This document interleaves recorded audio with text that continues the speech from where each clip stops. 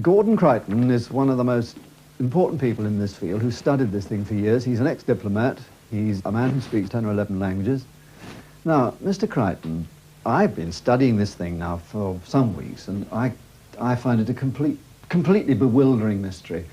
There are reports of lights in the sky, there are reports of figures appearing on streets. People are seeing little shapes in craft. Is this something solid? Is this something real? Is it worldwide? What's going on? Unquestionably something very extraordinary is going on.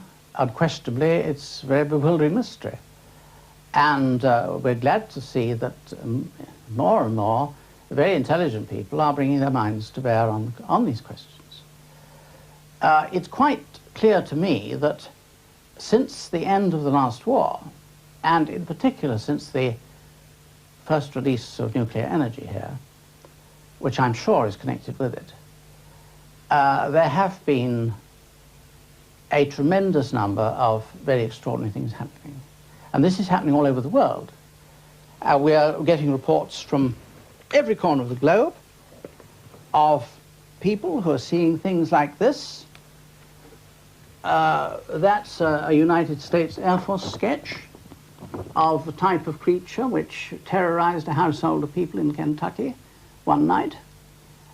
They shot at them with shotguns, and they said that when the pellets hit them, it sounded as they were firing into a bucket. This is a little figure about 3 feet high. A little creature about 3 feet high with large ears. Which presumably comes from where? That's the question. What do you think? I've no idea, and I'm sure nobody has.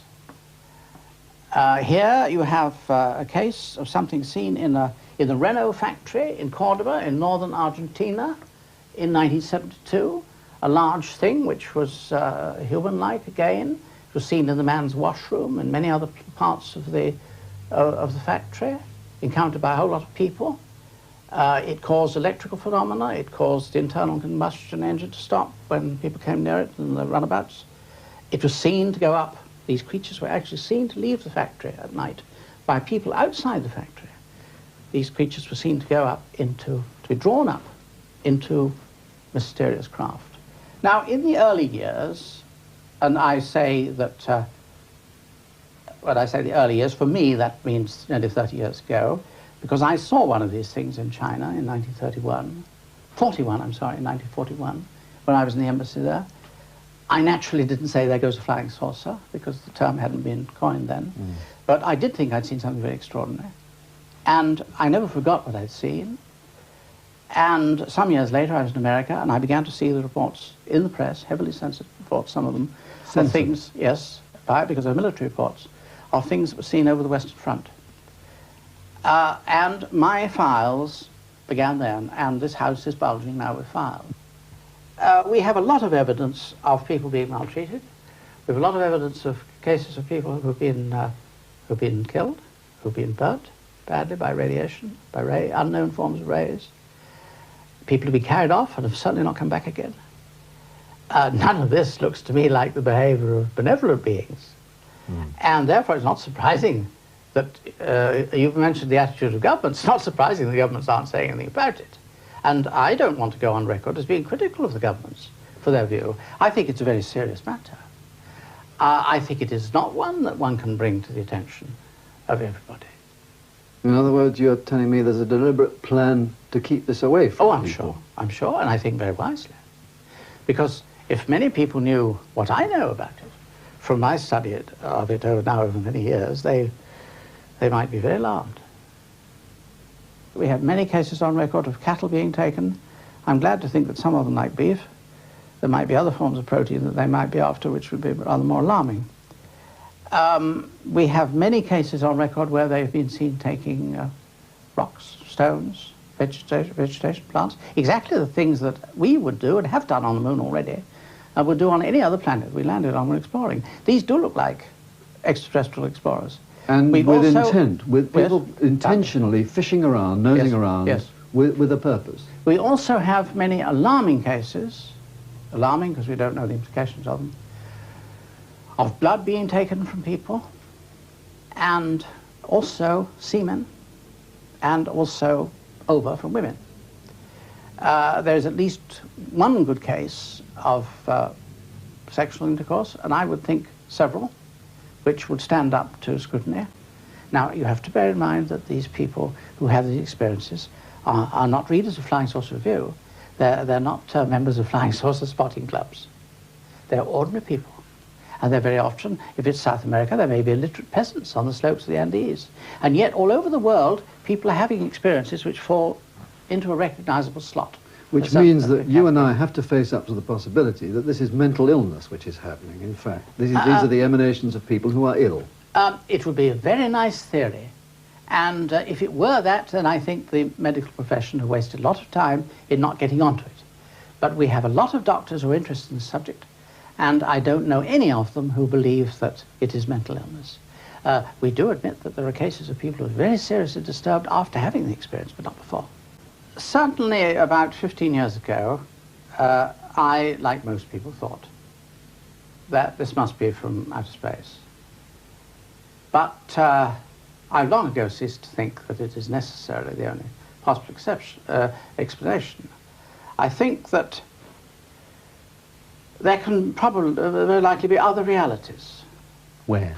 Here. Around us, now? Yes. On a different time scale, you mean? Time, space, framework, anything. Other dimensions, if you like. We don't have the vocabulary for it, so it really isn't worth talking about it. Surrounding us now in this room? Yes. I might be sticking my finger through many worlds when I do this. Eastern religions have always said that this is so. So that I do not think that we see the whole of reality. I think we have a very limited view of reality. This is the big problem for man, really, in exploring this thing and following up to know where they come from. Now, I wanted to show you some of these early terms which interest me. Now, let's take an early language like Sanskrit. Now, you find in the classical writings of India, in Sanskrit, in the Mahabharata and the Ramayana, you'll find references to a machine or a vehicle described as a vimana. There it is in Sanskrit, vimana. And you see what it's called. It's called a celestial chariot of the gods or an aerial car. But now you take modern Hindi language, which is the descendant of Sanskrit. This isn't actually English Hindi, so I haven't got an English Hindi, this is Russian Hindi. And I look up samolyot in Russian, which is the word for an aeroplane. And what do I find? Vimana. So there it is. Now here I have the New English Bible. And again, there are very interesting words which occur in Hebrew. There is, first of all, Ezekiel's famous experience, because Ezekiel saw something, and he was afterwards taken aloft. It's described as galgal, a wheel. And, of course, you have... One objection to this that I've read is that Ezekiel saw a vision and not a thing.